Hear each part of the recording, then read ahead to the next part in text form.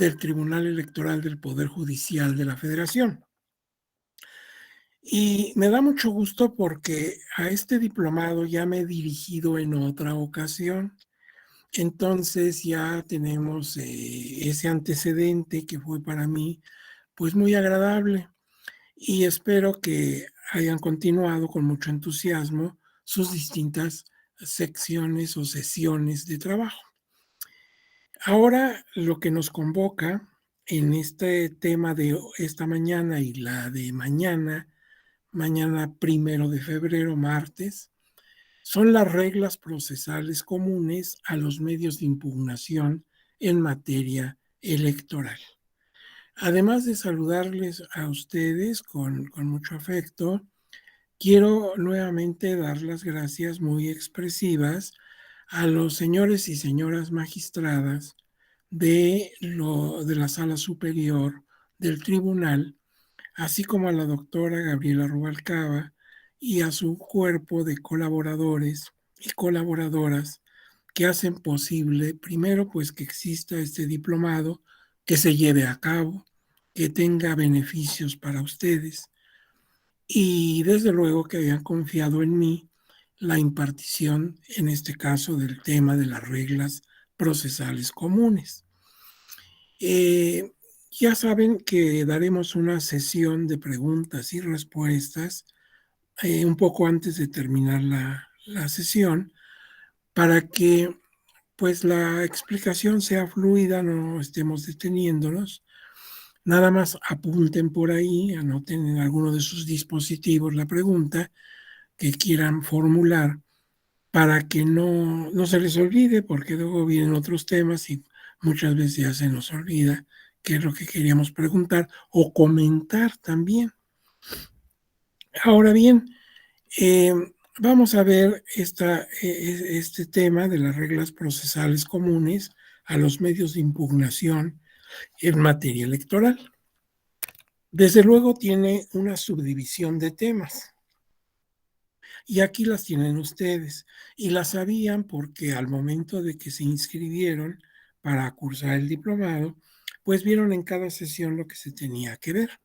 Ustedes vean que vamos a hablar de las reglas procesales comunes, los requisitos de los actos procesales, por ejemplo, la demanda, qué requisitos debe tener mi demanda de acuerdo con la ley y la jurisprudencia. Los actos que deben realizar las partes. Bueno, empecemos por lo primero. ¿Quiénes son las partes en una impugnación electoral? ¿Qué personas fungen como partes? Y una vez que ya distingamos a esas partes, ¿qué le toca hacer a cada cual? ¿Qué tiene que presentar? ¿Qué tiene que establecer para participar? Y luego los actos del órgano jurisdiccional, el órgano de justicia, por ejemplo, la sala correspondiente o competente del tribunal electoral, qué pasos debe realizar ante una impugnación. Y luego los fenómenos o instituciones especiales como la representación, qué pueden hacer los representantes, por ejemplo, de un partido político. Ellos accionan en nombre del partido político. Bueno, ¿qué requisitos deben cumplir? La demanda con todas sus características y las decisiones que puede tomar el órgano de justicia respecto a improcedencia y sobreseimiento. Y también la figura del emplazamiento y la notificación. Bueno, son algunos de los subtemas que específicamente la Escuela Judicial Electoral quiere que tratemos con ustedes. No los vamos a tratar así uno por uno porque tendría un poquito ahí de inconveniente, dado que una cosa va entrelazada con otra, etcétera. Por eso nosotros vamos primero a establecer nuestro objetivo. ¿Qué queremos lograr una vez desahogadas estas dos sesiones a las que convoca la Escuela Judicial? Pues al concluir el estudio de esta temática en las sesiones que para ello tiene programada la Escuela Judicial Electoral, las personas participantes, o sea, ustedes, cada una, tendrán una visión pormenorizada de las reglas procesales comunes que se establecen respecto a la presentación, tramitación, sustanciación y resolución de los medios de impugnación. Fíjense, nada más al estar viendo este objetivo, encuentro que hay varias etapas en la impugnación, porque veo que hay una presentación de la demanda. Una vez que ya se presentó, viene la tramitación, luego la sustanciación y finalmente la resolución. Son esas etapas que se cumplen en un proceso eh, electoral, pero entendiéndolo desde su punto de vista de administración de justicia, no de periodo de elecciones, porque también cuando estamos en elecciones se habla de proceso electoral y sus etapas. No, aquí estamos sí en un proceso electoral judicial. Y entonces las etapas de ese proceso pues son la presentación de la demanda, la tramitación, la sustanciación y la resolución. La presentación corre, claro, a cargo del demandante, del actor. Y las otras etapas, la tramitación, sustanciación y resolución, corresponde a autoridades electorales. Ya lo veremos con especial cuidado, así como otros aspectos procesales o procedimentales fundamentales de los medios de impugnación federal en materia electoral. Es decir, ustedes vieron en el temario anterior cómo, por ejemplo, se hablaba de improcedencia, sobreseimiento, desechamiento, notificación. Son esos otros aspectos procedimentales a los que tenemos que abocarnos en estas dos sesiones. Entonces, el objetivo pretende abarcar todo lo que nos pide la escuela judicial que veamos en estas dos sesiones. Entonces aquí hay un temario que les ofrezco a ustedes para desahogarlo en estas sesiones. Primero una introducción para que nos ambientemos y sepamos por dónde vamos a caminar. El marco jurídico, o sea, las normas que regulan la impartición de justicia en materia electoral federal. Luego los métodos de interpretación, que es muy importante, y están establecidos en la ley. Las reglas generales o comunes, los requisitos de procedencia, cuando procede un medio impugnativo, o sea, los medios impugnativos, ¿para qué? En cada uno de ellos, y el trámite, así como los juicios y recursos federales. Y luego sacaremos algunas conclusiones. Ya saben ustedes que eso de las conclusiones, pues es subjetivo. Son mis conclusiones y ustedes pueden coincidir con ellas o cambiarlas, ampliarlas, en fin, modificarlas, porque las conclusiones son de cada cual. Yo les ofreceré algunas conclusiones. Vamos entonces a la introducción. El desarrollo del sistema democrático del país ha requerido la conformación de un sistema de justicia en materia electoral que cada vez es más complejo. Y efectivamente, si ustedes ven la historia, que no la vamos a ver aquí, la historia de la justicia electoral en México, verán que originalmente pues era muy sencilla, había uno o dos medios impugnativos, pero esto se ha ido ampliando. Incluso se van creando nuevos medios impugnativos y otros van adquiriendo mayor cobertura de procedencia. Por ejemplo, el juicio para la protección de los derechos político-electorales de los ciudadanos, pues originalmente era muy sencillo. Era garantizar el derecho de votar, ser votado y participar en los asuntos políticos del país. Muy sencillo, pero ha ido ampliando su cobertura a través de la jurisprudencia y hoy tiene un amplísimo campo de acción el juicio de los ciudadanos. Y hay también nuevos medios impugnativos, por ejemplo, el juicio electoral, que fue creado por una necesidad específica, que ya la veremos cuando llegue ese momento, ese tema en el diplomado. Entonces, cada vez se hace más complejo y más amplio. Y tanto en los medios impugnativos federales como también en los locales, los que se encuentran a la decisión de autoridades judiciales electorales en las entidades federativas de la República. Y también pues hay un conjunto de vías de procedimiento también en ambos niveles. En la esfera federal hay una ley que es la que vamos a utilizar en estas dos sesiones constantemente. Es la Ley General del Sistema de Medios de Impugnación en Materia Electoral, por sus siglas la LGESMIME. Esta ley data del 19 de noviembre del año de 1996 y su última reforma data del 13 de abril del año 2020. Entonces, es una ley muy cortita, tiene 110 artículos de fondo más transitorios. Aparentemente es una ley pequeña en volumen, pero para nosotros es fundamental.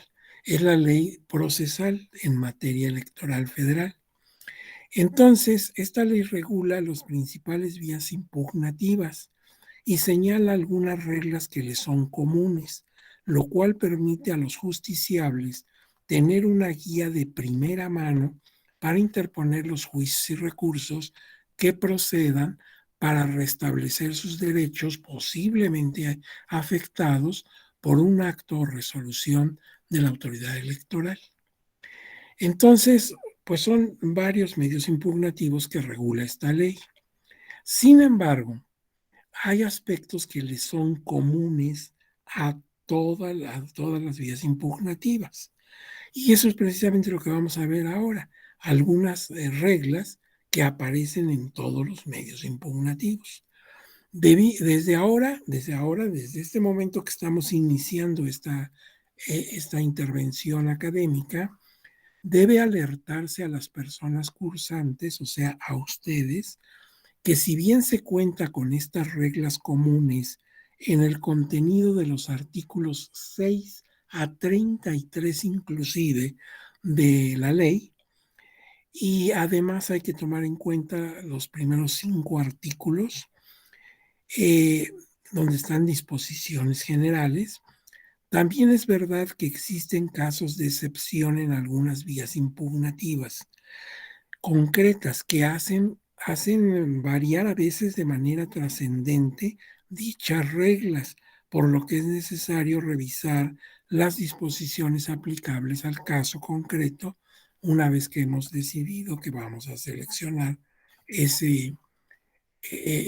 vía. Esto no lo pierdan de vista. Aquí sí un foco rojo, por favor. Pongan mucha atención. Vamos a ver reglas comunes, pero hay excepciones.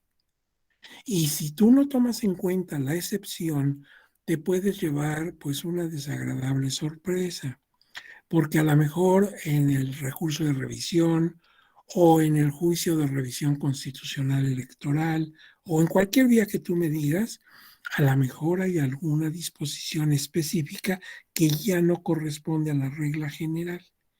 Y entonces, por ejemplo, en plazos, tú creías que tenías pues 4 días para impugnar y resulta que tienes menos.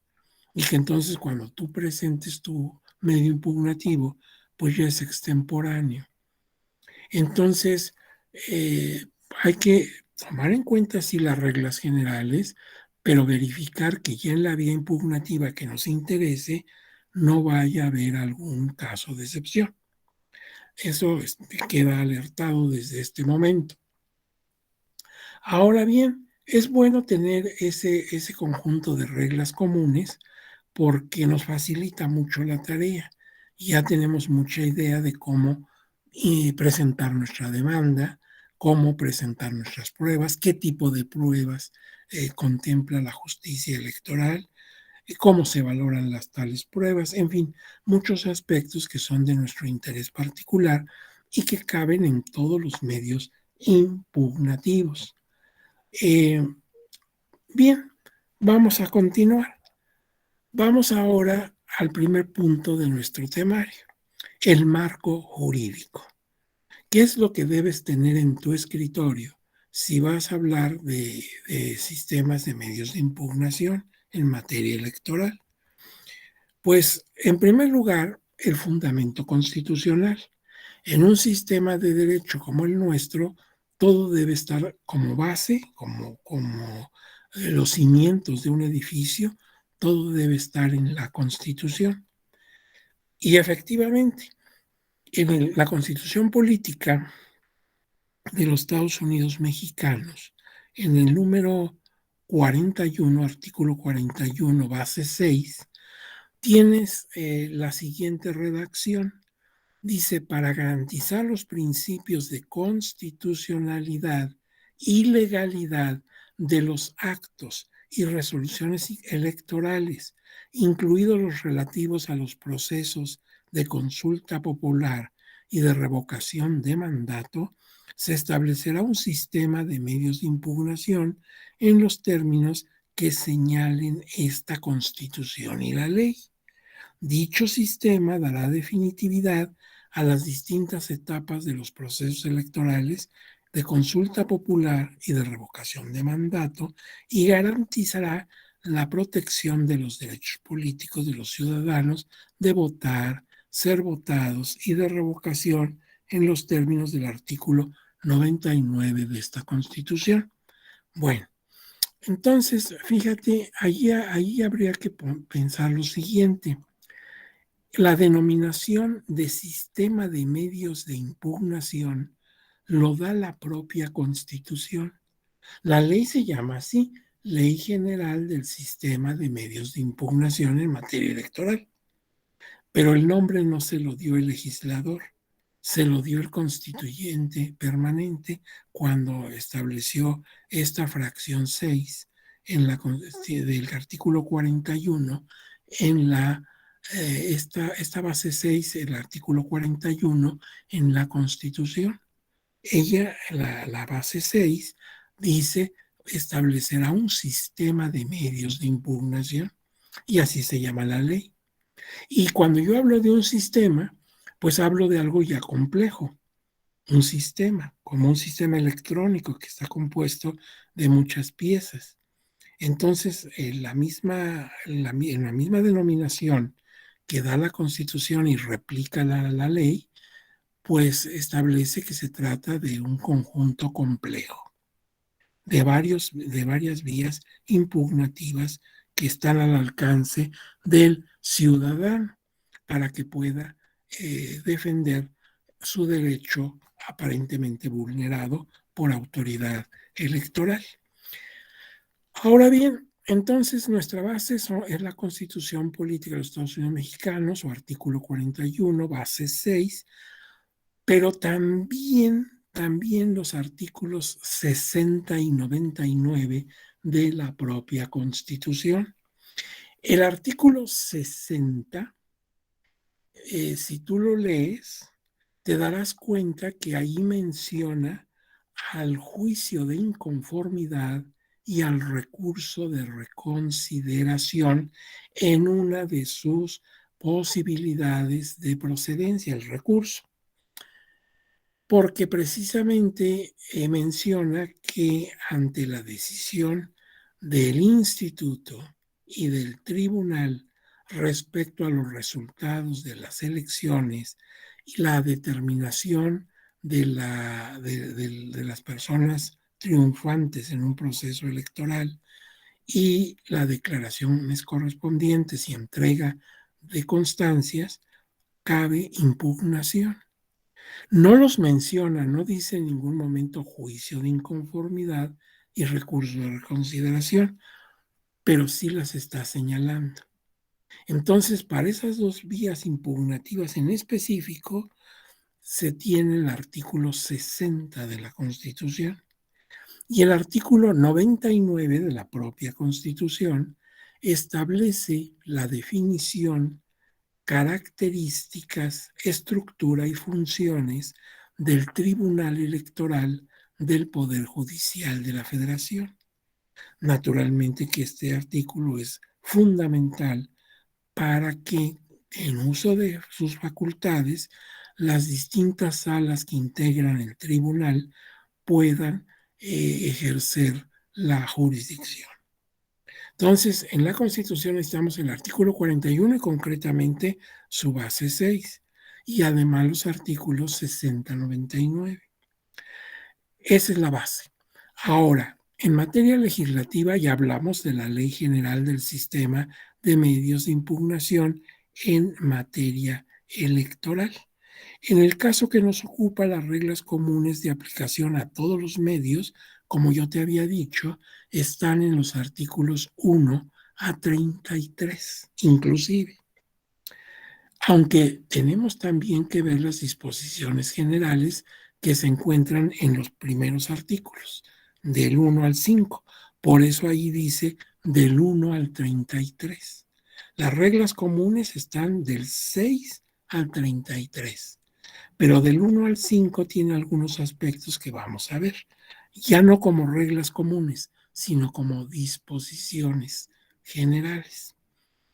Ahora bien, aparte de la ley del sistema de medios de impugnación, vamos a tener que tomar en cuenta la Ley General de Instituciones y Procedimientos Electorales, que es la ley sustantiva, la ley que marca todo el campo, todo el ámbito de lo electoral y que consecuentemente cuando tú resuelves, pues tienes que referirte a esta ley general de instituciones y procedimientos electorales. Incluso en ella, en sus últimos artículos, está diseñado un medio impugnativo importante, los procedimientos administrativos sancionadores. Están no especificados en su parte administrativa y parte jurisdiccional en la Ley General de Instituciones y Procedimientos Electorales, porque la Ley de Medios solamente contempla facultades de la Sala Regional Especializada y de la Sala Superior en sus dos últimos artículos, el 109 y el 110. El desarrollo de todo el procedimiento administrativo sancionador, lo encuentras en la Ley General de Instituciones y Procedimientos Electorales. Entonces, esa ley también debe estar a la mano en nuestras pantallas para cuando tengamos que enfrentar la resolución de un medio impugnativo o que tengamos que demandarlo. Ahora bien, otra ley importantísima es la Ley General de Partidos Políticos, porque una buena parte de la administración de justicia de justicia electoral, se refiere a los partidos políticos. Entonces hay que tomar en cuenta la ley que regula a tales instituciones, la Ley General de Partidos Políticos. Desde luego, la Ley Orgánica del Poder Judicial de la Federación, que da las atribuciones para el tribunal, y el reglamento interno del propio Tribunal Electoral del Poder Judicial de la Federación. Esos documentos no nos pueden faltar en nuestros dispositivos. Vamos a tener que citarlos, como también los acuerdos que toma el Instituto Nacional Electoral sobre diversas materias y todos los acuerdos, tesis relevantes y jurisprudencia del Tribunal Electoral del Poder Judicial de la Federación. Ese es el marco normativo que debemos tener en cuenta. Ahora bien, vamos aquí a observar lo siguiente. En materia federal, dice específicamente la Ley de Medios que en ausencia de una norma aplicable que no esté contenida en la legislación electoral, debemos estar a lo que al respecto considere el Código Federal de Procedimientos Civiles. Entonces, esa norma en materia de justicia electoral es supletoria en caso de una laguna que nos encontráremos en la ley. Y también los principios generales del derecho. Bueno, voy a detenerme aquí un poquito porque quiero ver esas disposiciones que están en los primeros artículos de la Ley General del Sistema de Medios de Impugnación en materia electoral y que de alguna manera incumben a todos los medios impugnativos. Y de eso se trata nuestra plática de ahora, las reglas comunes. Sobre todo tenemos que ver los artículos 2, 4 y 5 como disposiciones generales. No se habla de reglas comunes, sino disposiciones generales. Están en la primera parte de la ley, los primeros 5 artículos, de los cuales me interesa mucho el 2, 4 y 5. Veamos el 2. Dice que para la resolución de los medios impugnativos electorales, las normas se interpretarán conforme a la Constitución, los instrumentos internacionales celebrados por el Estado mexicano y con los criterios gramatical, sistemático y funcional. Y a falta de disposición concreta, se aplicarán los principios generales del derecho. Bueno, vamos, aquí hay muchas cosas que atender.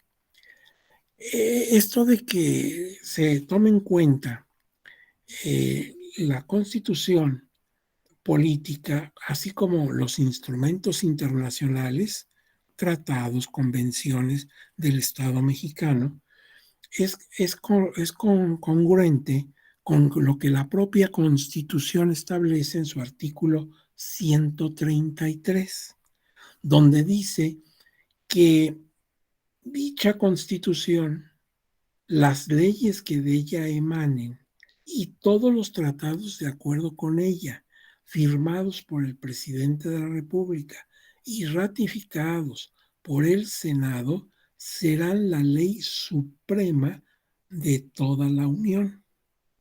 Entonces, cuando la Ley General del Sistema de Medios me dice que tome en cuenta los tratados internacionales celebrados y, claro, ratificados por el Estado mexicano, pues simplemente está siendo congruente también con el 133 de nuestra Constitución.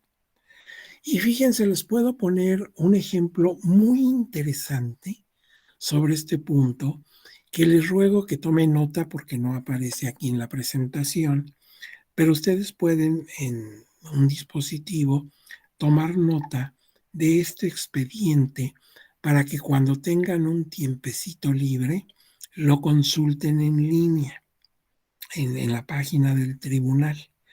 Miren, es el expediente SDF, o sea, Sala Distrito Federal, porque en aquella época todavía así se denominaba, Sala Distrito Federal, a la de la cuarta circunscripción plurinominal, que ahora, por el cambio constitucional, se llama Sala Ciudad de México.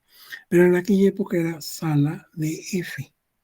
Entonces, SDF-JDC quiere decir que se trata de un juicio de ciudadanos, de protección de los derechos político-electorales del ciudadano, y es el numeral 455, diagonal 2014. Lo voy a repetir por si se les fue alguno de los datos. SDF-JDC-455, diagonal 2014. ¿Y por qué cito esta resolución que obra en ese expediente? Se trata de una decisión de la Sala Regional, entonces Distrito Federal, hoy Ciudad de México, en la que basándose en principios constitucionales, legales y convencionales, o sea, en el aspecto de documentos internacionales, determinó que el Instituto Nacional Electoral expidiera la credencial para votar con fotografía a un ciudadano que vivía en condición de calle. Era interesante el caso. Esta persona se le venció su credencial y pues quiso renovarla. Entonces acudió al módulo correspondiente y le dijeron pues que tenía que traer algunos documentos, entre ellos, tú ya sabías, el comprobante de tu domicilio, documento básico para establecer tu distrito electoral, tu ubicación.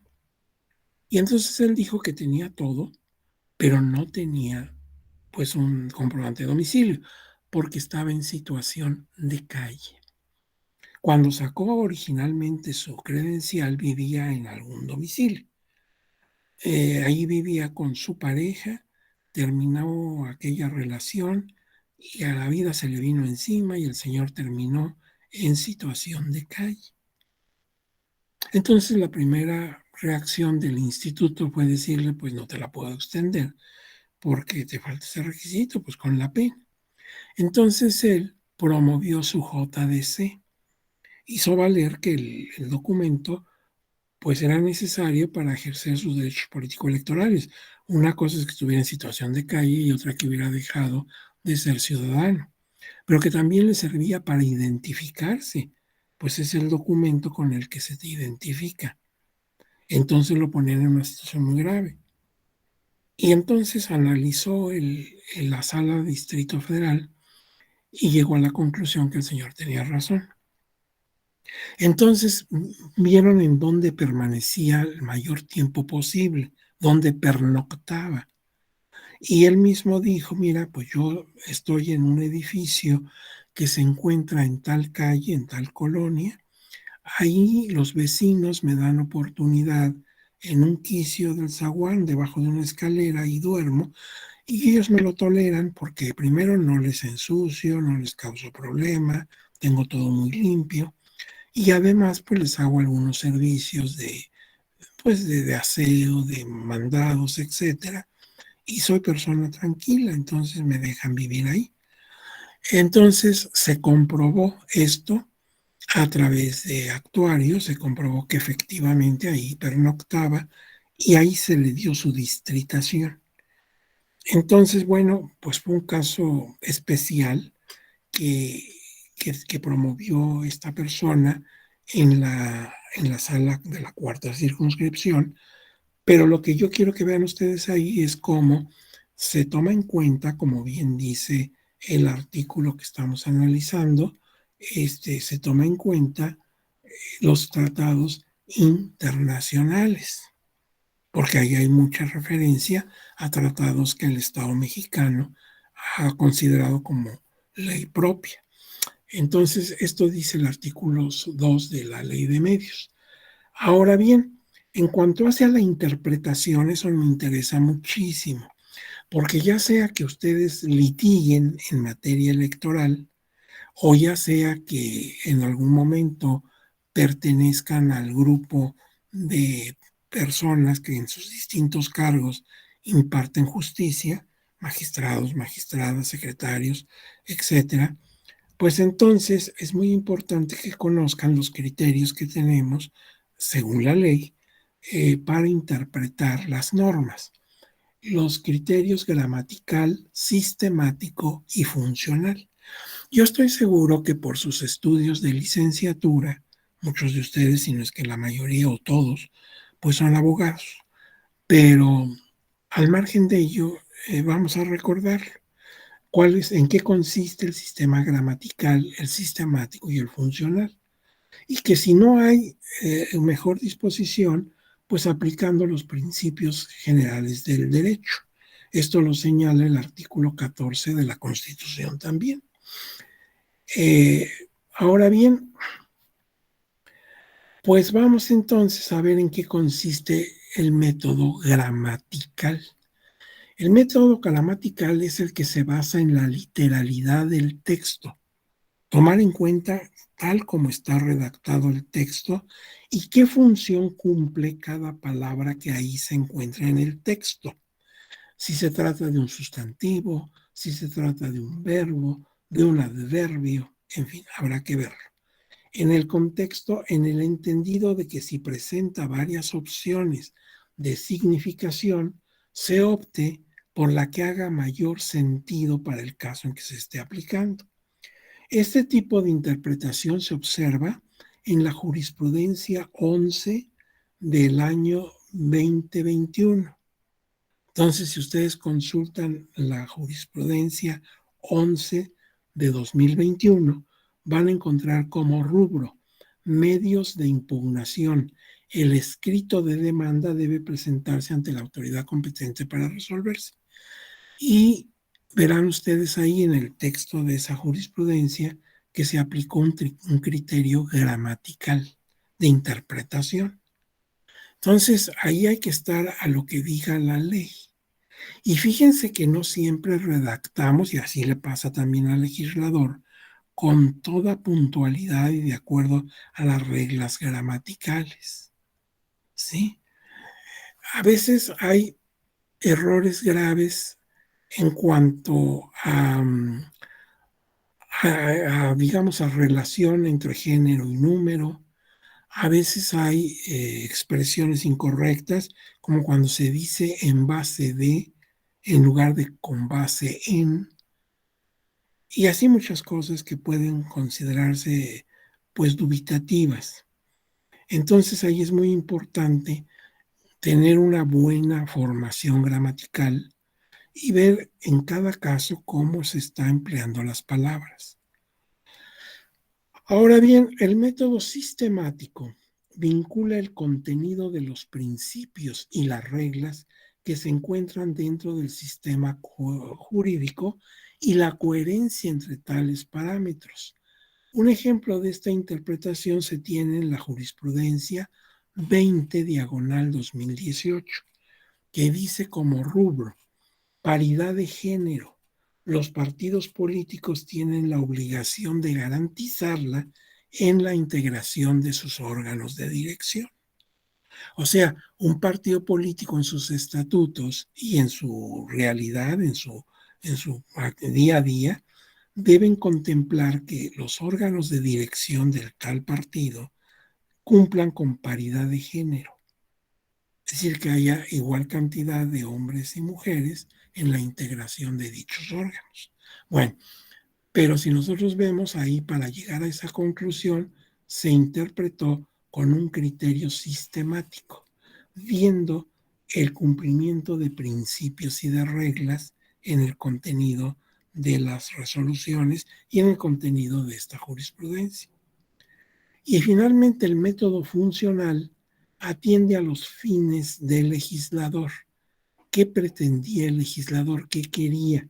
¿Sí? El aspecto teleológico de la norma para poder entender su intención del legislador y en consecuencia interpretar la ley favoreciendo esa intención del legislador. También hay una jurisprudencia que se puede consultar para ver cómo se aplicó este método funcional. Es la jurisprudencia 10 del año 2019, que dice: candidaturas independientes, criterios para definir el límite del financiamiento privado. Entonces, debemos recordar que son tres criterios que marca la ley de medios para interpretar: el gramatical, el sistemático y el funcional. El gramatical se está a lo que dice la norma, entonces hay que tratar de interpretar correctamente lo que dice y desde luego hacerlo de la mejor manera para el justiciable. Y la segunda, el segundo, el sistemático, donde vamos a ir viendo que las normas cumplan con las reglas y los principios que se marcan para la normatividad electoral. Por ejemplo, la objetividad, la imparcialidad, la máxima publicación o publicidad, etcétera. Esos principios, pues hay que ver que se estén cumpliendo a la hora de que tengamos que interpretar una norma. Y el método que llamamos eh, funcional eh, es el que trata de encontrar la intención del legislador, qué quiso decir el legislador, qué pretendía, para que nos acerquemos al interpretar la norma a eso que él pretendió. Ahora bien, La interpretación entonces también debe realizarse conforme a los derechos humanos reconocidos en la Constitución y favoreciendo en todo tiempo a las personas la protección más amplia, la famosa interpretación pro homine, si lo digo en latín, o pro persona, si lo digo en español. Esta disposición es acorde, como todos sabemos, a lo que dice el segundo párrafo del artículo primero de la propia Constitución.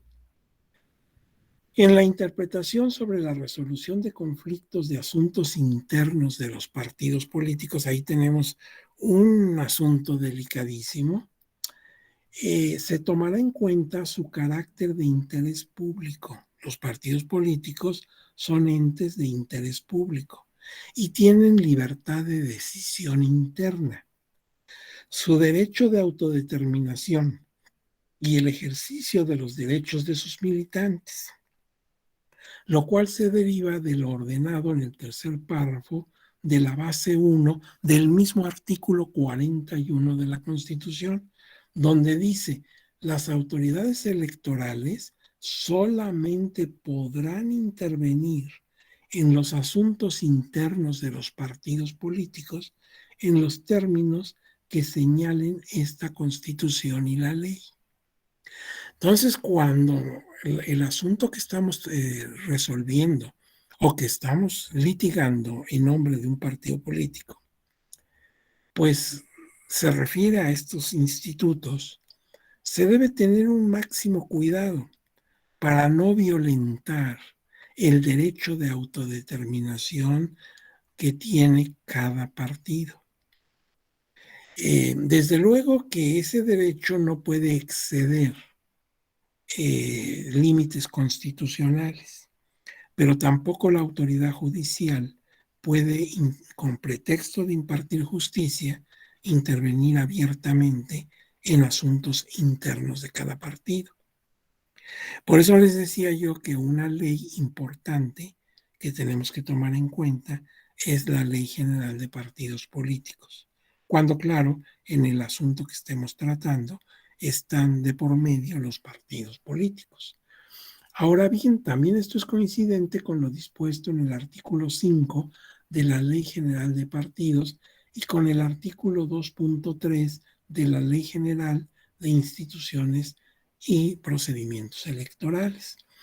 Al respecto, resulta orientadora la tesis 8 del año 2005, que dice, estatutos de los partidos políticos, el control de su constitucionalidad y legalidad debe armonizar el derecho de asociación de los ciudadanos y la libertad de autoorganizarse de los institutos políticos. Entonces, fíjense, todo esto tiene el artículo 2.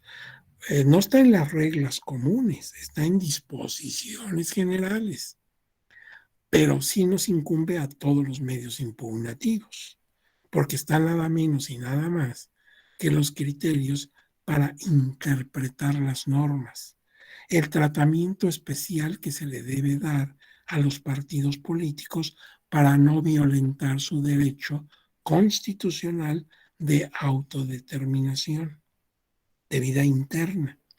Bien, ahora veamos el artículo 5, que establece la obligación de autoridades federales, de las entidades federativas, los municipios y las demarcaciones territoriales de la Ciudad de México, los ciudadanos, los partidos políticos, candidatos, organizaciones o agrupaciones políticas o de ciudadanos y de las personas físicas y morales para que si no cumplen las disposiciones de la ley de medios o desacaten la resolución que dicte el tribunal, sean sancionados en los términos de dicha ley. Entonces, vean ustedes que estas disposiciones pues son importantes, aunque no son reglas comunes, no está membretado como regla común, sino como disposiciones generales. Ahora bien, Vamos entonces a continuar ahora con lo siguiente. Un poco de doctrina. ¿Qué es un medio impugnativo y qué es una resolución judicial?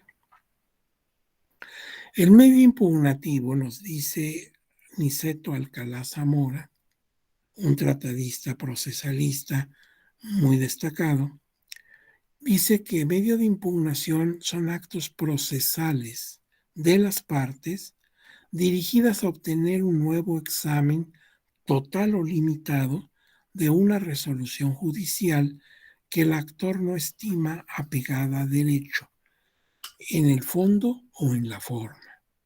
Siempre tenemos derecho a impugnar. ¿Qué significa impugnar? Impugnar significa pelear, luchar. Entonces, por ejemplo, si te dan una resolución que no estás tú de acuerdo, que consideras que falla en forma y o fondo, pues impugna ante una autoridad superior para que ésta revise y vuelva a ver el asunto y bueno, pues que si tienes razón te la dará. ¿Y qué es una resolución judicial? Es la solución de un problema concreto sustentado en razones llamadas argumentos o razonamientos que justifican la consecuencia de derecho impuesta a las partes. Entonces es la decisión del juez, pero esa decisión debe estar, como sabemos, porque así lo mandata la Constitución, fundada y motivada. El juez tiene que fundamentar y motivar su resolución. Bien, ahora, los medios impugnativos, como ya sabemos, es la Constitución su fundamento, y concretamente el artículo 41 en su base 6 y sus artículos 60 y 99. Es un medio impugnativo de carácter formal y materialmente administrativa, y 8 los medios de impugnación jurisdiccionales que están contenidos en la ley de medios. Hay un medio impugnativo que todavía no está en la ley de medios, que es el juicio electoral. Ese juicio electoral surgió por decisión jurisprudencial. Ya lo verán ustedes en algún momento en su temática del diplomado. Pero, eh, pues, no está contemplado, regulado en la ley de medios, sino está regulado vía jurisdiccional. Ahora bien,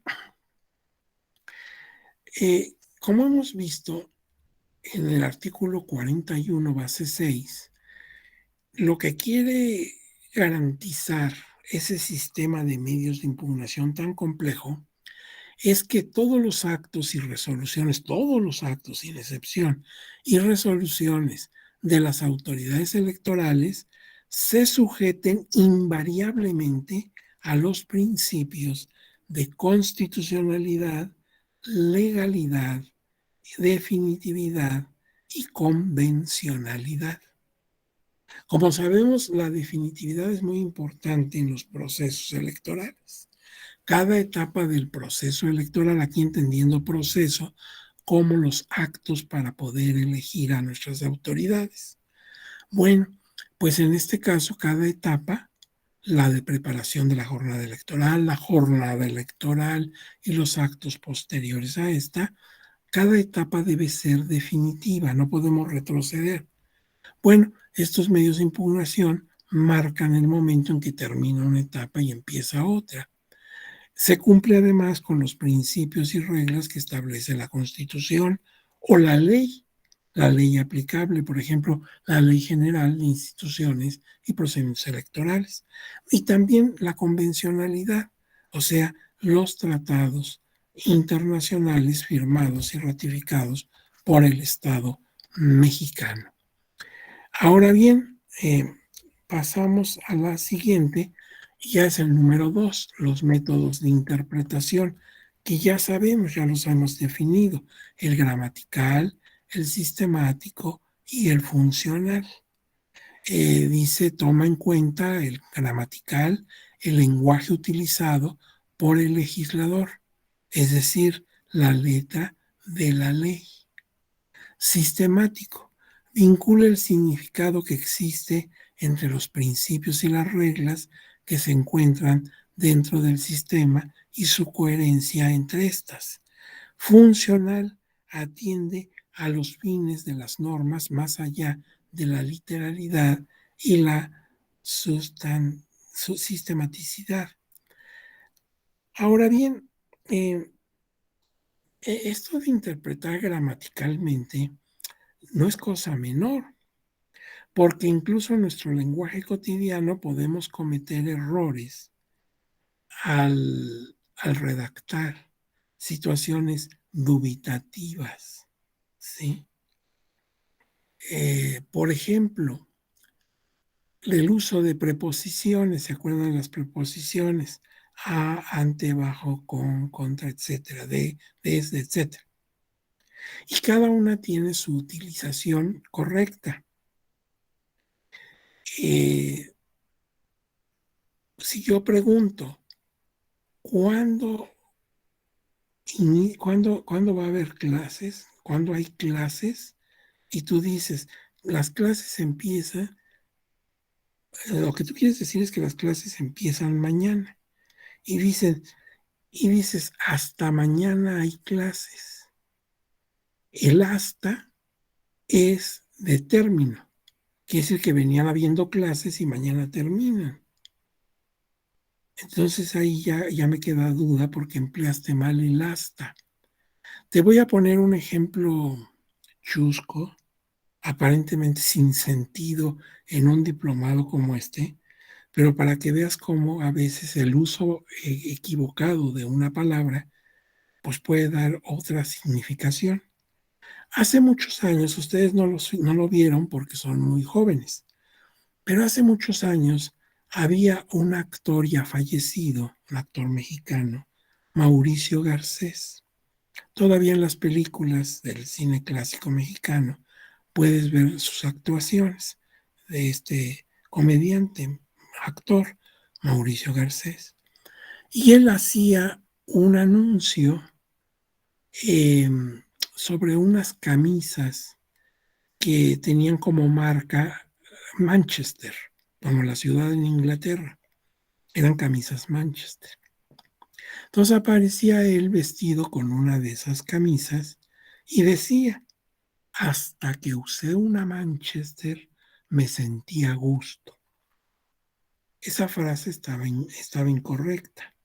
Claro, no era culpa de don Mauricio. Él simplemente repetía el guión que le dieron. Pero quien hizo el guión lo hizo mal. Hasta que usé una Manchester me sentí a gusto. Entonces uno le preguntaría a don Mauricio, y una vez que se la puso, ¿qué le pasó? Se venía usted sintiendo a gusto, se la puso y quién sabe qué le pasó al pobre don Mauricio. Se habrá quemado la piel o lesionado, ¿qué le ocurrió? Decía exactamente lo contrario a lo que él quería decir. Él debería decir, desde que usé una Manchester me he sentido a gusto. Pero no es lo mismo desde que hasta.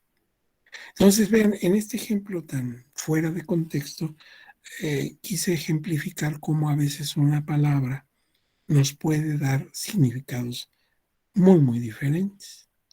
Y eso pues ya no es problema del órgano de justicia, sino del legislador. Pero entonces el órgano de justicia debe procurar el mejor sentido de la norma. Bueno, ahora bien, vamos a las reglas generales, que esas, como ya sabemos, aparecen de las 6 en adelante. Bien, veamos, por ejemplo, las características del sistema de medios de impugnación. Aunque los medios de impugnación son distintos entre sí, por eso hay varias vías, no es lo mismo para qué nos puede servir interponer un juicio para la protección de los derechos políticos electorales del ciudadano, a que si queremos interponer un juicio de revisión constitucional electoral o un recurso de apelación. Son medios impugnativos distintos que sirven para proteger distinto tipo de afectaciones político-electorales en la que pueden caer los justiciables. Entonces, aunque los medios de impugnación son distintos entre sí, cuentan con principios, requisitos y reglas comunes. En esta sección se describirán dichos elementos con el propósito de que en subsecuentes consultas puedan conocer ya las especificaciones de cada recurso y juicio en materia electoral. Esto que está en esta capsulita es muy importante, acuérdense, es bueno conocer las reglas generales, pero una vez que tú las conoces, vete al medio impugnativo que te interesa para ver si no hay una situación especial en ese medio que deje sin mucho efecto las reglas comunes. No te confíes. Ahora bien, las características de los sistemas de medios de impugnación. A ver, fíjate, estos principios, definitividad y ausencia de efectos suspensivos, plenitud de jurisdicción y publicidad, irregularidades provocadas por el actor, facultad de las salas para inaplicar normas, conservación de la libertad de decisión política y el derecho a la autoorganización de los partidos políticos, así como concentración. Son muchos principios. Aquí están numerados. Esto haz de cuenta que fuera como un acordeón, si tuviéramos que hacer examen. Ahí los tienes, para que no se te pase ninguno. Pero claro, ahorita hay que explicar cada uno ya en lo particular, que es lo que vamos a hacer. Pero aquí los tienes así de momento, como para que si en un examen te preguntaran, a ver cuáles son las características del sistema, sus principios, los vamos a tener aquí a la mano. Ahora vamos a ir viendo uno por uno. Por ejemplo, ¿en qué consiste la definitividad en los medios de impugnación? Pues uno de los fines del sistema de medios de impugnación es dar firmeza y definitividad a los actos y resoluciones emitidos por las autoridades electorales y entidades partidistas, especialmente durante el proceso electoral, por lo que los actos y resoluciones solo se puedan controvertir en la etapa en que fueron emitidos y no posteriormente.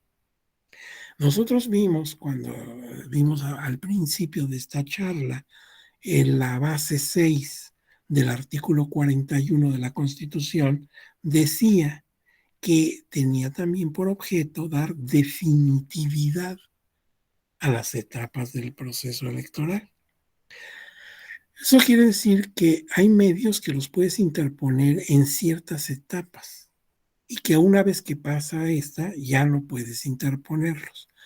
Un ejemplo clarísimo es el juicio de inconformidad y el recurso de reconsideración en una de sus vías de procedibilidad, porque el recurso de reconsideración ha ampliado mucho su cobertura de procedencia, pero en una de ellas solamente se puede interponer ese recurso de revisión, de reconsideración y el juicio de inconformidad solamente cada 3 años. ¿Por qué nada más cada 3 años? Porque nada más cada 3 años hay jornada de proceso electoral. Entonces el juicio de inconformidad sirve para impugnar los resultados de las elecciones. Consecuentemente, cuando no hay elecciones, tú no puedes interponerlo. No tienes materia para. Hay otros medios impugnativos que los puedes interponer en cualquier momento. Pero, por ejemplo, el juicio de inconformidad no tendría sentido que lo presentaras cuando no hay elecciones federales. Si alguien presenta en este momento a nivel federal un juicio de inconformidad, pues no tiene sentido porque no hay elecciones. Es que está reclamando lo que se hizo el año pasado, pues ya caducó su tiempo, ya terminó. Ese medio impugnativo solamente funciona cada 3 años.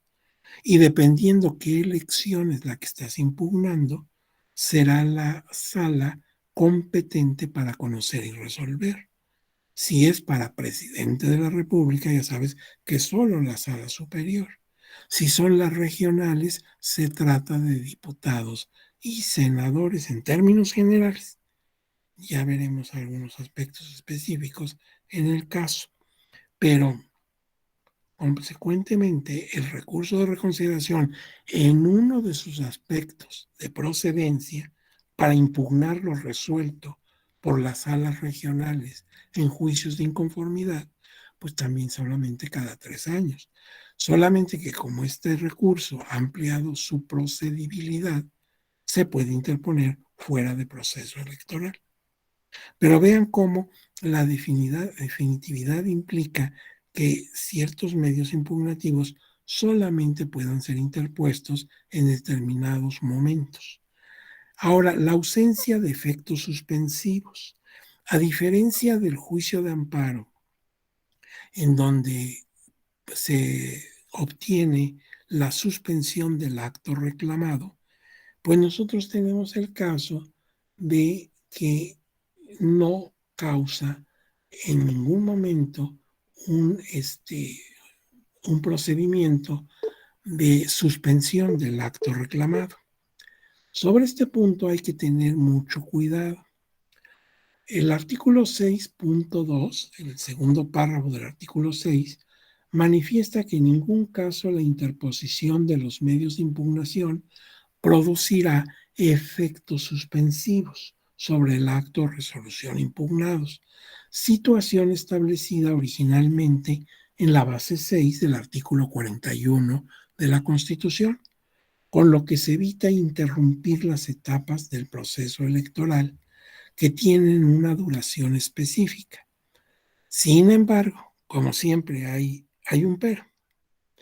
No obstante, la aplicación de medidas cautelares, por ejemplo, en el caso del procedimiento especial sancionador, lleva a suspender, si es el caso, claro, la transmisión de un spot en los medios de comunicación, sin que todavía se resuelva lo conducente ante la denuncia presentada por su divulgación, aunque fundada tal decisión en la apariencia del buen derecho, es decir, la verosimilitud o probabilidad provisional e indiciaria, porque en principio hay razón de solicitar tales medidas para no causar un daño irreparable al agraviado.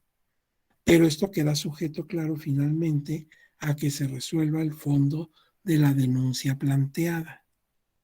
Salvo esta excepción, y a diferencia del juicio de amparo, la interposición de un medio de impugnación en materia electoral no produce efectos suspensivos ni dentro ni fuera del proceso electoral. Vean cómo si en ocasiones hay asegúnes, ¿verdad? Porque la idea concreta, si yo leo la Constitución, es que no produce efectos suspensivos la interposición de un medio impugnativo, como sí sucede en el juicio de amparo. Sin embargo, hay excepción, y la excepción es, por ejemplo, esas medidas cautelares en un procedimiento especial sancionador, porque si el spot que aparentemente causa daño al impugnante, en este caso al demandante, pues si se siguiera pasando al aire, seguiría causándole un daño y en un momento dado este podría ser ya irreparable. Entonces aquí surge esa frase que es muy controversial, deriva del derecho español, de la apariencia del buen derecho.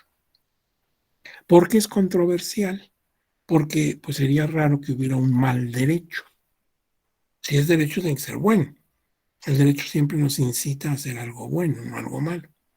Pero lo que se quiere decir con esto es que aparentemente, así ante una evidencia de que sí puede causarle un daño grave, se toman medidas cautelares.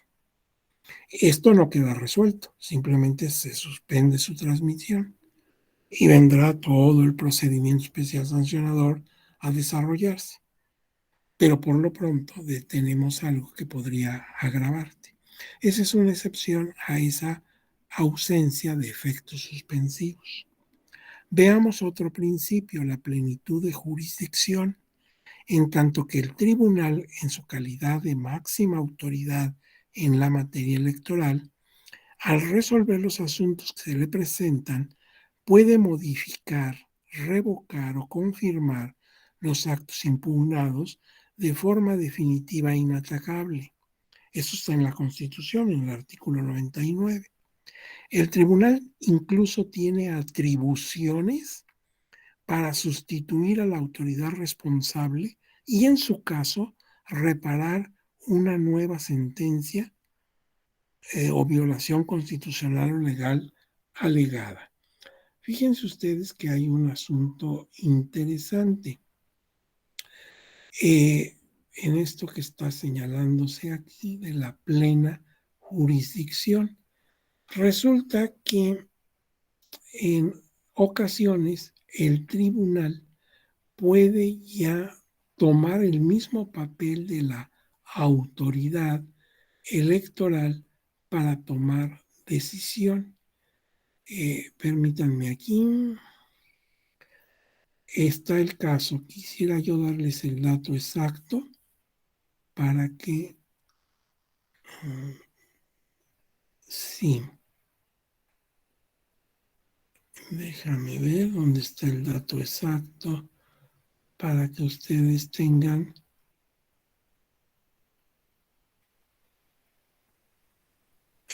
mira, es una sentencia, pero viene en la 14, es el 15. Disculpen que los entretenga, pero quiero buscar exactamente la resolución. Aquí está. Mira, quieren tomar nota porque esto no viene en su presentación. Tomen nota de esta resolución. Es de la o sea, la sala superior, el recurso de reconsideración, subreconsideración, 1176, o sea, 1176, diagonal 2018. Voy a repetir, es una decisión de sala superior, guión es un recurso de reconsideración, guión 1176,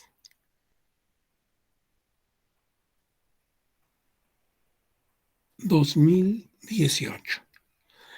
¿Por qué lo estoy citando? Si ustedes lo consultan, ojalá que tengan un tiempecito, verán ustedes que se trataba de instalar el Congreso de la Ciudad de México, ya con la nueva Constitución. La Ciudad de México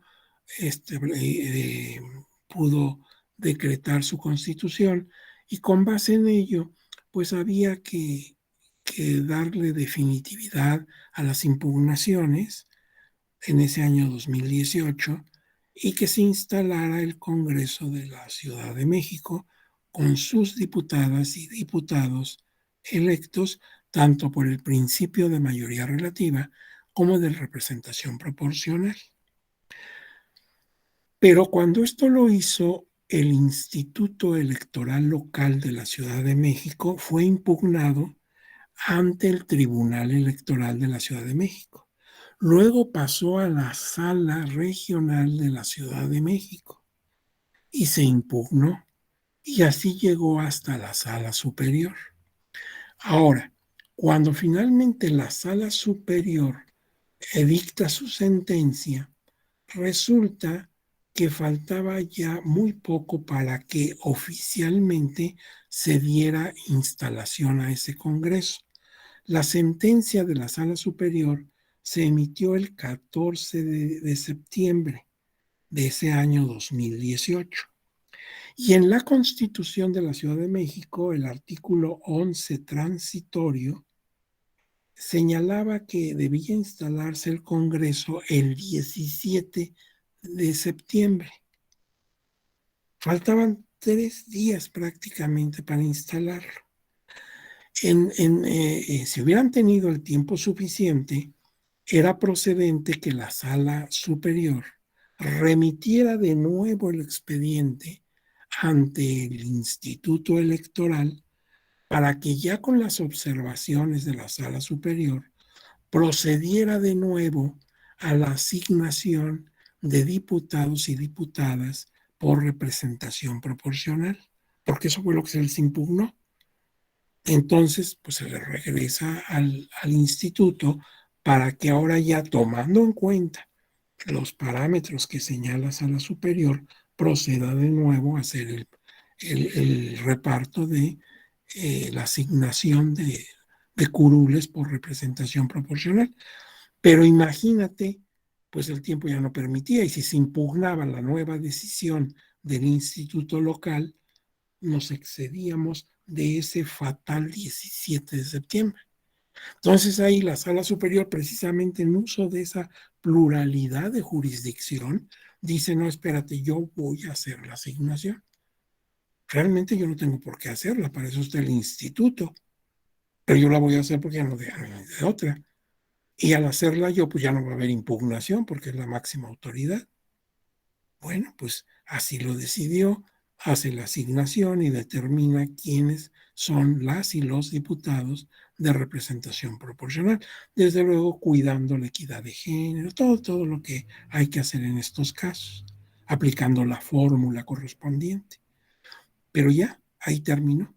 Ahí estás viendo cómo en esta decisión, pues la sala superior ejerce su plenitud de jurisdicción y realiza lo que no está realizando oportunamente la autoridad, dada la emergencia. Bien, es interesantísima esa resolución, les recomiendo que la lean con calma, porque ahí matarían, por decirlo de alguna manera coloquial, dos pájaros de un tiro. Por un lado, ven cómo se aplica ese principio de plenitud de jurisdicción por parte de nuestra sala superior, y por otro verían cómo se aplica la fórmula de asignación de diputaciones por el principio de representación proporcional, un tema también muy interesante y muy complejo. Y bueno, pues ahí la sala nos va diciendo, por decirlo también en forma coloquial, con palitos y bolitas, cómo se hace. Lo va desarrollando muy bien. Entonces les recomiendo mucho esa resolución.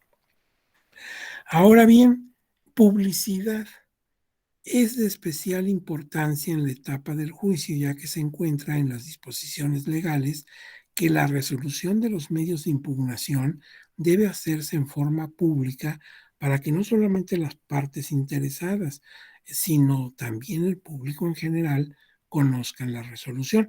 Por eso las resoluciones se toman en audiencia pública, a la que podemos acceder los ciudadanos, por ejemplo, en el canal judicial, pues podemos ver el desarrollo de la sesión que nos interesa y ahí observamos las alegaciones y los argumentos que dan a conocer magistradas y magistrados, unos a favor, otros en contra de un proyecto, y vemos que la resolución se toma públicamente. Ahí se vota, vemos si votaron por unanimidad o por mayoría, si hay votos concurrentes, si hay votos en contra, en fin, nos damos cuenta de todo. Y esto lo mandata el artículo 99 de la Constitución, donde señala las facultades, atribuciones del Tribunal Electoral. También la concentración y facultad de inaplicación. El tribunal debe sustanciar y resolver los medios de impugnación dentro de plazos muy breves, a fin de no afectar el curso de los procesos electorales. Las salas tienen la facultad de inaplicar las normas. Todas las salas regionales y desde luego la superior tienen la facultad de inaplicación. Eso está en la Constitución y se replica en las leyes subsecuentes, como en la ley orgánica del Poder Judicial de la Federación. Entonces, esto de la inaplicación, pues es realmente importante porque es de una suma trascendencia. Y claro, está acotada esa facultad de inaplicación. Solamente se puede hacer para el caso concreto, no destierra la norma, como lo que sí sucede en las acciones de inconstitucionalidad, que solo competen a Suprema Corte de Justicia de la Nación. Pero de alguna manera se evita que una norma, por ejemplo, en una entidad federativa que es violatoria a principios constitucionales, se aplique porque en su oportunidad no se interpuso contra ella una acción de inconstitucionalidad. Implica una gran facultad, pero también una gran responsabilidad para el órgano jurisdiccional. Bueno, vamos a ver el punto 4, requisitos de procedencia. Y aquí están las partes. ¿Quiénes son las partes en un medio de impugnación? Vamos a ver. Las partes ahí las tienen ustedes señaladas. Eh, el actor, la autoridad responsable, que también puede ser un partido político sin ser autoridad, y también el tercero interesado, que puede haberlo o no. Ahorita vamos a ver en qué consiste el tercero interesado. Déjenme ver. Y finalmente el coadyuvante. A ver, vamos a ver el actor. El actor es la persona que por sí mismo, a través de un representante, interpone el medio de impugnación. También se le llama promovente. Está legitimado para presentar por sí mismo el medio impugnativo o hacerlo a través de un representante. Él es el que se queja, él es el que se duele, el que va ante la autoridad y reclama un derecho supuestamente que le han violado. Ahora, la autoridad u órgano partidista responsable del acto o resolución que se impugna y que, siguiendo nuestro sistema jurídico, pues tiene también posibilidad de defender sus puntos de vista, de dar a conocer sus razones. Normalmente es una autoridad, por ejemplo, algún órgano del instituto, pero también puede ser un partido político. En este caso, el partido político no es autoridad. El partido político es un ente de interés público. No tiene la calidad de autoridad, pero sí puede lastimar el derecho, por ejemplo, de un militante. Entonces, hasta relativamente hace poco, era insólito que alguien demandara a su propio partido, doliéndose de alguna agresión a su derecho. Pero hoy es común. O sea, el que sea tu partido político no implica que no puedas demandarlo por violentar algún derecho. El tercero interesado es una persona con un interés legítimo en la causa derivada de un derecho incompatible con el que pretende el actor. Por ejemplo, puede ser otro partido político. El actor es un partido político. Se duele de que en el proceso electoral, concretamente el día de la jornada electoral, se cometieron muchas irregularidades en tales y cuales casillas. Y eso ha determinado que él quedara en segundo lugar. Por eso pide que se anule la elección recibida en esas casillas, lo cual le daría aparentemente el triunfo a él. El tercero interesado, pues sería el partido que ganó, que no le conviene que se consideren nulas los votos emitidos en las casillas que dice el actor. Entonces, es una persona que se afecta si le dan la razón al actor. Por eso se dice que es una persona con interés legítimo en la causa derivada de un derecho incompatible con el que pretende el actor.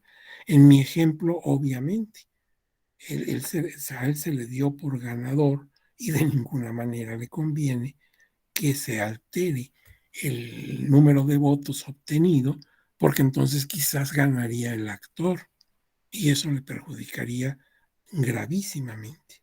Por eso él va a actuar en calidad de tercero interesado.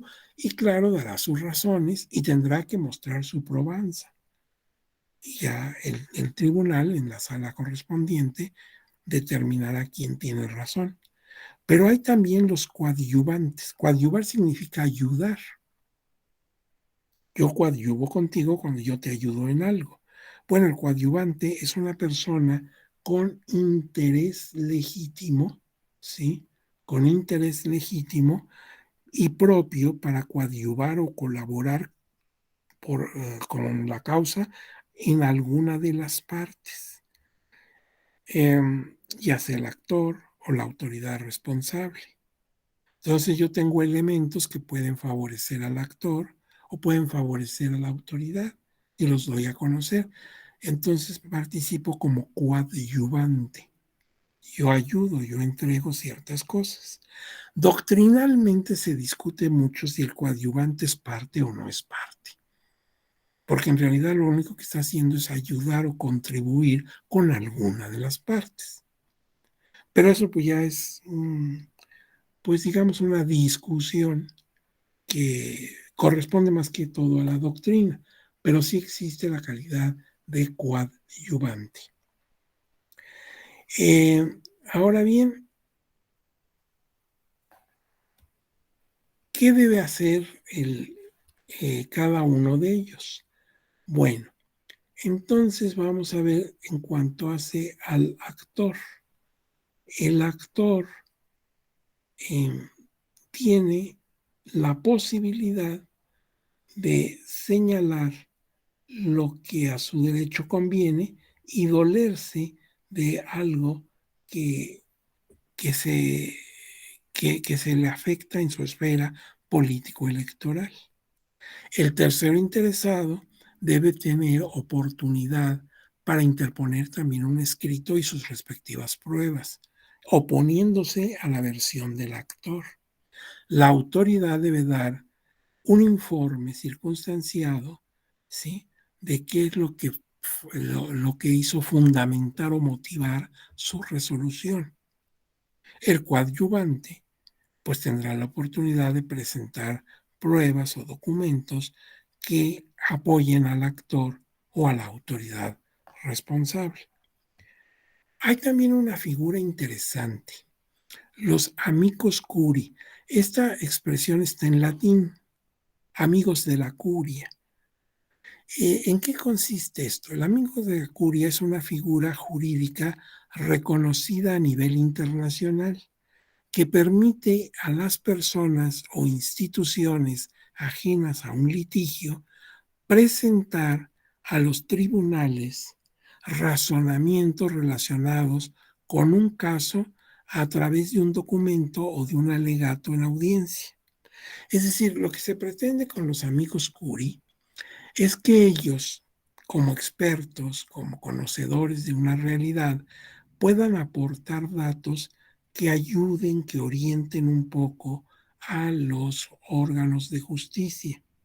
Por ejemplo, se ve esto cuando se resuelven asuntos de pueblos y comunidades originarios.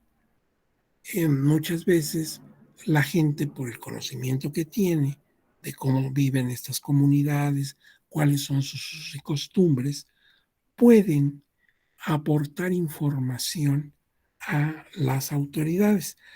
Esto se puede aceptar siempre y cuando todavía esté en etapa de, no, de elaborarse el proyecto de resolución, todavía no se resuelva el asunto. Y no es vinculatorio para los órganos de justicia, solamente es orientador. Y que además la persona que entrega esas informaciones no tenga interés en la causa. Eso es importante. Entonces pueden presentar sus planteamientos antes de que se resuelva el asunto. Son personas ajenas al proceso, es decir, que no tengan carácter de parte en el litigio, no sean terceros, ni promoventes, ni autoridad responsable, y tengan como única finalidad mejorar el conocimiento del órgano justicia y hacerle ver algunas situaciones que privan en esa comunidad y que les puede ser útil a los juzgadores. Esos son los amigos de la curia. Ahora, ¿quiénes están legitimados para promover un medio de impugnación? Los partidos políticos y coaliciones a través de sus representantes legítimos, los ciudadanos y los candidatos por su propio derecho, las organizaciones políticas o de ciudadanos a través de sus representantes legítimos. Vamos a ver cómo está esto de la representación, porque es importante el que nosotros sepamos quiénes pueden ser nuestros representantes en cada caso. Vean ustedes lo siguiente. Mira, si se trata de partidos políticos que son muy recurrentes en la justicia electoral, un partido político se puede hacer representar de la siguiente manera: por la persona que está registrado ante el órgano responsable. Los órganos colegiados del Instituto Nacional Electoral tienen representantes de partido. Entonces, puedo yo nombrar como mi representante al representante que tengo anotado, registrado en el Consejo Distrital, por ejemplo, del que yo me estoy quejando de la impugnación. Ahí no hay ningún problema porque tienen el nombre de esta persona, su número de registro y su calidad de representante de mi partido. También a un miembro del Comité Nacional, Estatal, Distrital, Municipal o equivalente.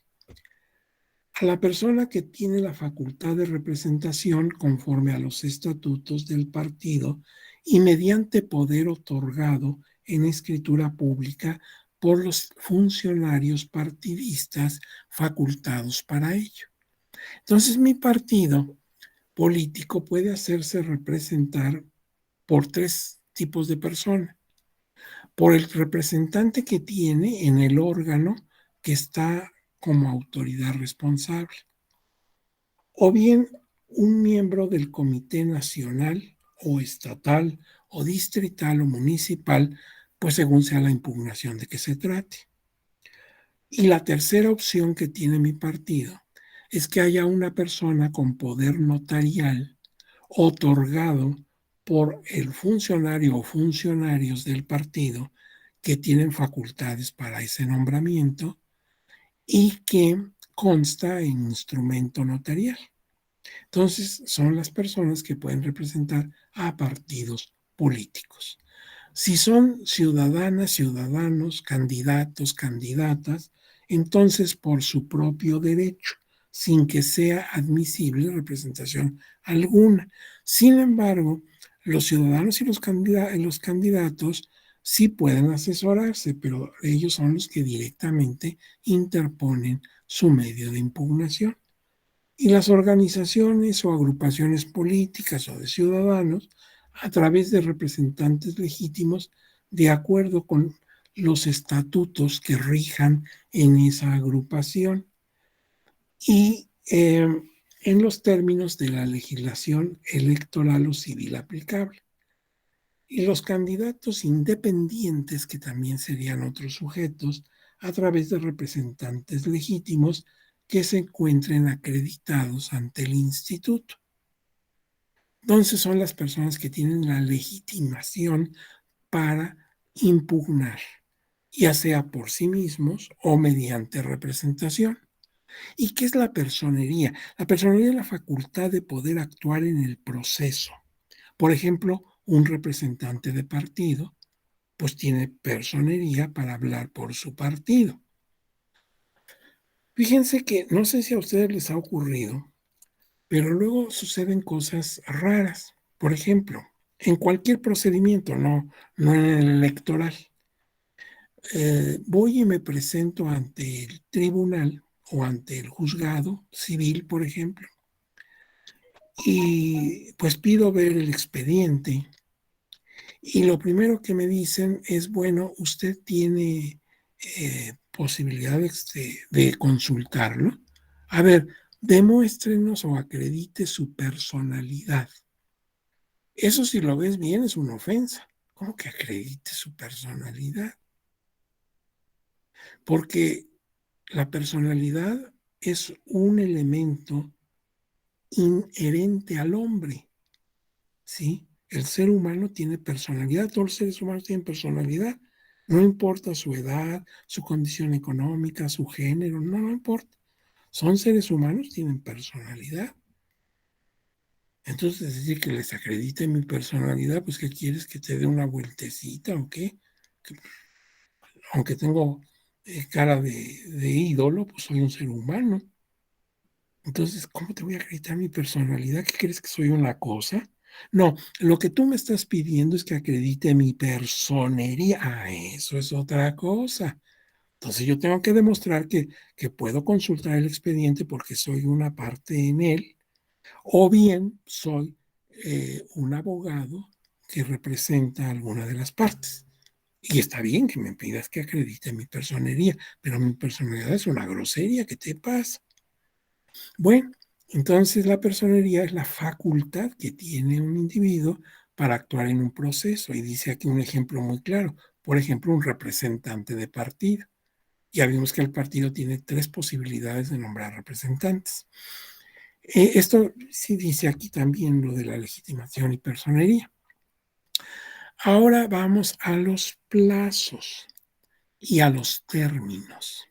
Ustedes como abogados casi es llover sobre mojado, porque tienen muy clara la idea de plazo y de término.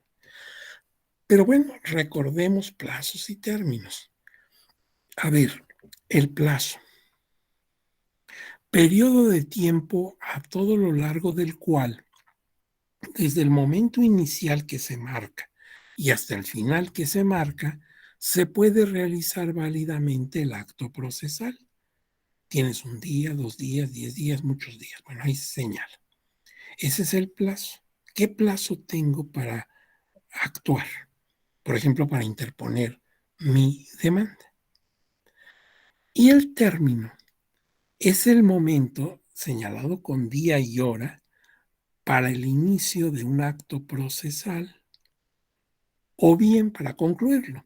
Por ejemplo, en materia electoral, el plazo para presentar la demanda es de 4 días y el término se da cuando se cumplen las 24 horas del cuarto día. La presentación dentro de los 4 días contados a partir del siguiente a aquel en que se tenga conocimiento del acto o resolución impugnados o se hubiere notificado de conformidad con la ley aplicable. Entonces, esto es muy importante porque los plazos me van a dar la oportunidad de interponer con toda posibilidad de lograr mi razón y durante los procesos electorales todos los días y horas son hábiles. Los plazos se computarán de momento a momento. Si están señalados en días, estos se consideran de 24 horas.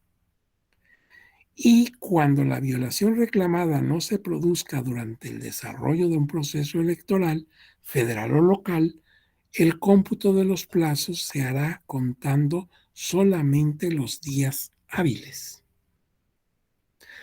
A ver, entonces, miren, vamos a ver si tenemos por aquí alguna aclaración sobre esto. En ese sentido, tenemos que observar con todo cuidado cuáles son los plazos para impugnar y cuál es el término de los tales plazos. Resulta que en términos generales, los plazos se dan en días. Por ejemplo, aquí está señalando que la ley, la norma general señala que tienes 4 días contados a partir del siguiente al que conociste o fuiste notificado del acto o resolución que impugnas. Bien, entonces, si esto es así, fíjense, voy a ponerles un ejemplo. Acuérdate que en el proceso electoral todos los días y horas son hábiles. Entonces ocurre que el domingo hubo la resolución o acto que voy a impugnarle a la autoridad. Estábamos sesionando en domingo. ¿Por qué? Porque estamos en proceso electoral y todos los días y horas son hábiles. El domingo. Ponte que el domingo de ayer fue 30 de enero. Imaginemos que estamos en proceso electoral y ayer domingo 30 de enero se impugnó, se dio el acto o resolución que vamos a impugnar. El Consejo Distrital emitió una resolución de la que yo no estoy de acuerdo y, bueno, se notificó el mismo domingo. La sesión fue en la mañana y el domingo se me notificó, pero ya en la tarde. Si está diciendo aquí, dentro de los 4 días contados a partir del día siguiente a aquel en que se tenga conocimiento del acto o resolución impugnada o se hubiese notificado de conformidad con la ley aplicable, ¿dónde empieza a correr el plazo? Fui notificado a las 5 de la tarde del domingo. La sesión terminó a las 12 del día. Empezaron a sesionar a las 10 de la mañana, a las 12 terminaron y a las 5 de la tarde se me notificó. Bueno, ¿en qué día debe empezar a correr el plazo de 4? ¿Qué nos pueden decir ustedes? ¿Alguien tiene idea?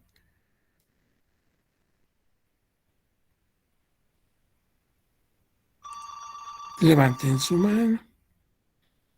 A ver, ¿quién puede? A ver, ha levantado su mano Álvarez. Nada más alcanzo a ver el primer apellido o el segundo. Buen día, buen día, maestro. Comentaba que al día siguiente, ¿no? Lo que Entonces, sí ¿cuándo sería el día siguiente? Dijo que el 30 Ayer fue, 30, ayer fue domingo 30 ajá, y me notificaron a las 5 de la tarde. al día siguiente sería a partir de hoy. Claro, hoy lunes 31. Ese sería el día 1. Ajá. El día 2 sería el martes 1 de febrero. El día 3 sería el miércoles 2 de febrero. Y el día 4, que es el fatal, sería el 3 de febrero, el jueves 3. Ahí terminaría mi plazo. ¿Pero a qué hora? ¿A las 5 o a las 24 horas?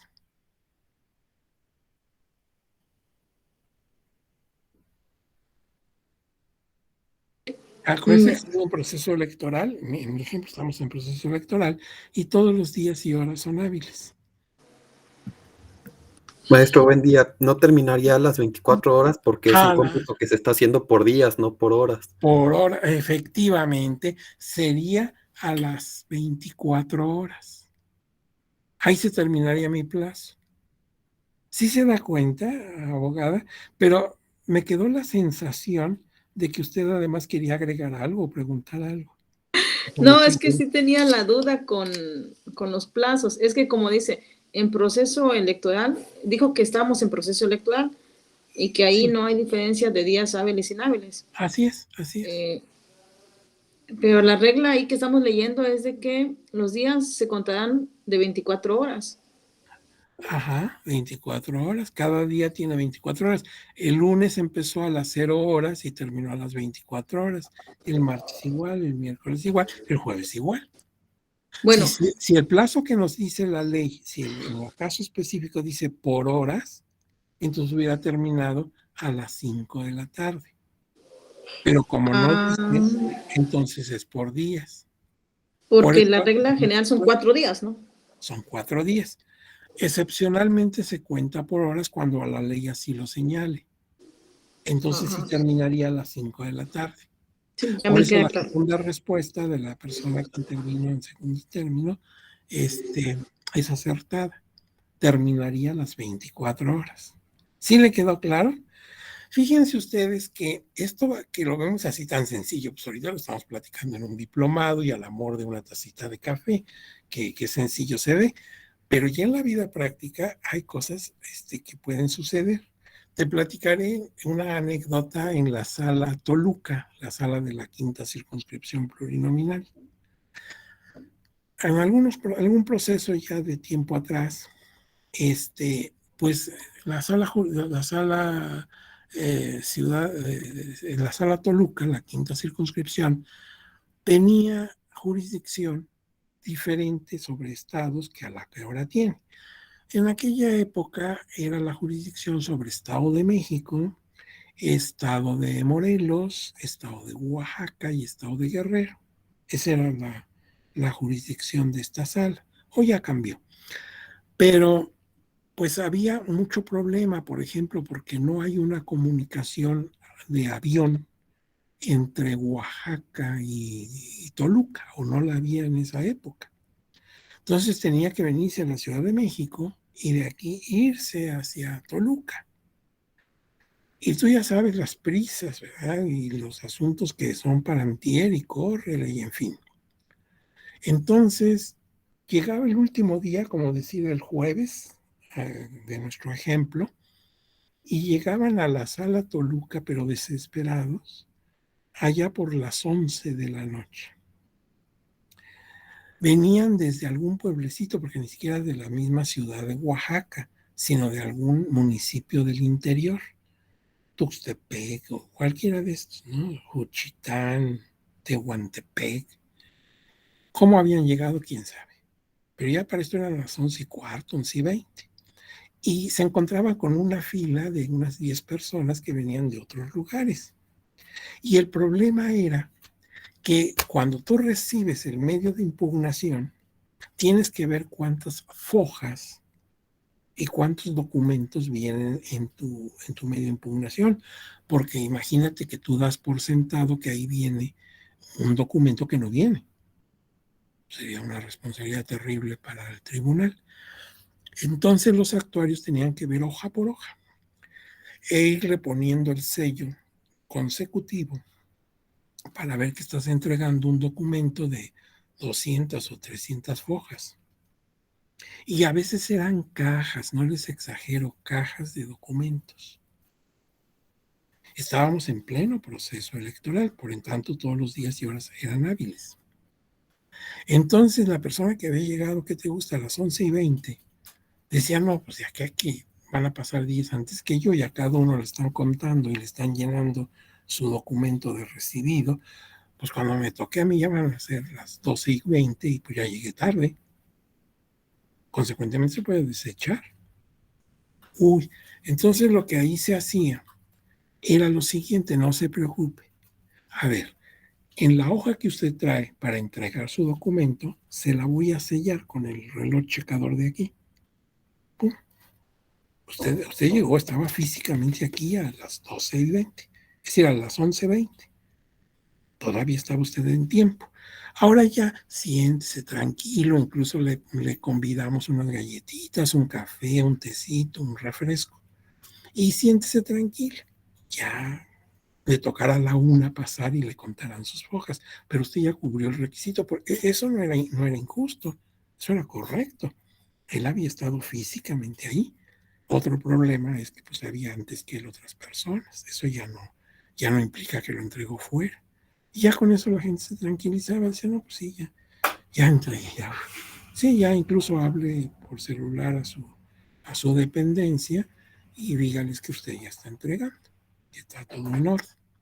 Y ahora, pues ya con calma los actuarios irán sellando eso y ya le darán sus documentos, aunque sea a las 2 de la mañana, pero usted ya cumplió.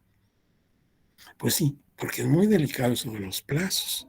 Ahora, durante los procesos electorales, todos los días y horas son hábiles, los plazos de computación, los plazos se computarán de momento a momento, y si están señalados por días, estos se consideran en 24 horas.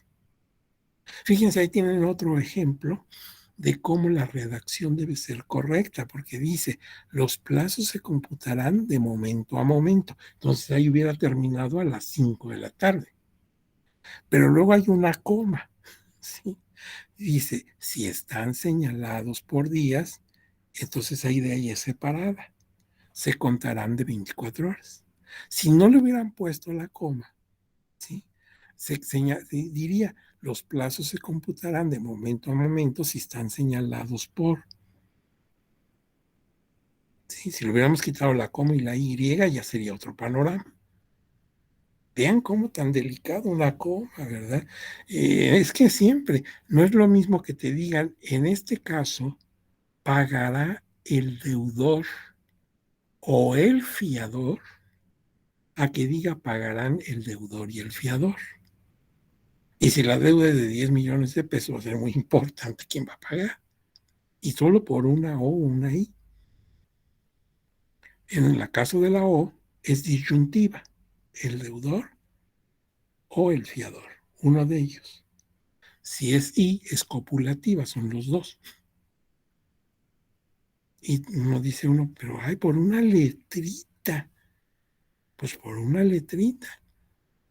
Fíjate, te comentaré también una cosa personal. Muchos años atrás, cuando yo fui pasante en un despacho, era yo muy jovencito, tú ni habías nacido, pero fíjate, se hizo un escrito de última hora, ya se vencía la hora, y se fue, no yo, sino otro muchacho a entregarlo, y lo entregó.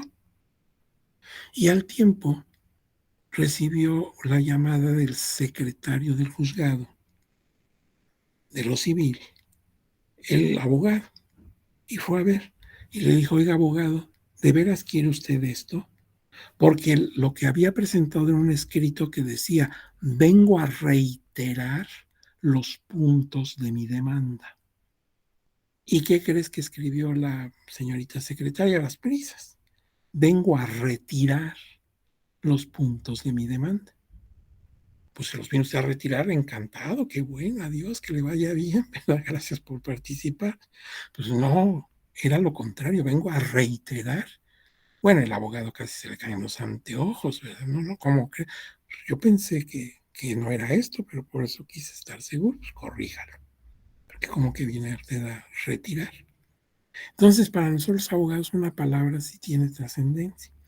Y bueno, pues eh, esto es en cuanto hace a los plazos, que fue interesante detenernos aquí.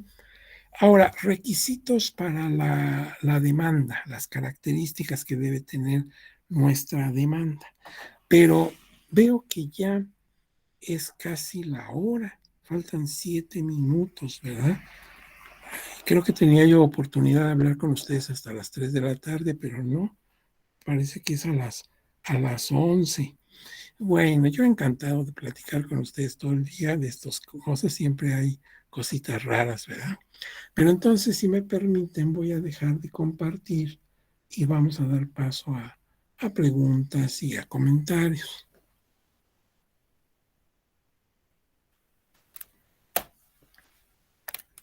Muy bien, me da mucho gusto ver caras conocidas, ya habíamos tenido otra experiencia. Y ahora sí, si ustedes quieren hacer algún comentario o pregunta, muchas veces ustedes mismos han tenido experiencias en los medios de impugnación, ya han tenido experiencias, nos pueden comentar algunos aspectos que les hayan interesado. Pues vamos a dar paso a esa intervención de ustedes, ¿les parece?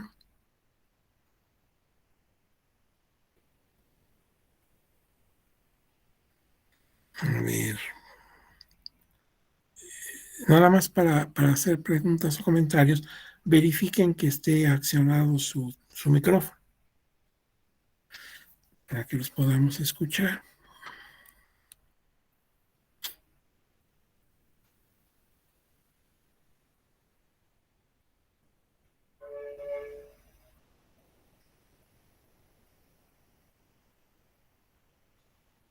Recuerden que esta presentación se las envío cuando termine la clase de mañana.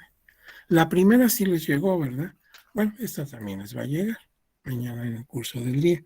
A ver.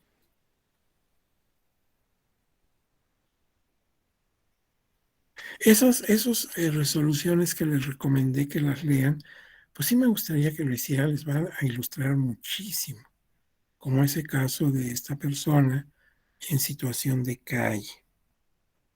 Le agradezco mucho sus comentarios a la abogada Sara, a la abogada Elizabeth, Carla.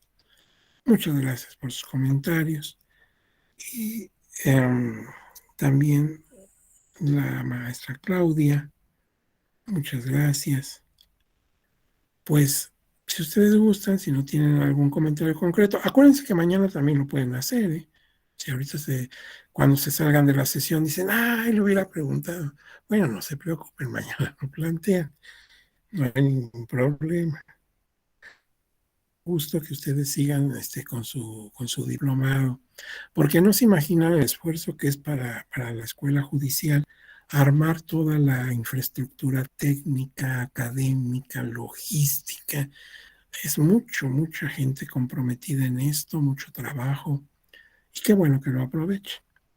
Lo que sí les voy a pedir, como siempre, con encarecido cuidado, es que vayan ustedes a cuidarse mucho. Ahorita está el contagio muy fuerte y no queremos un susto.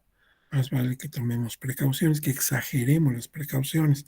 Ahí vi que alguien hablaba de la presentación.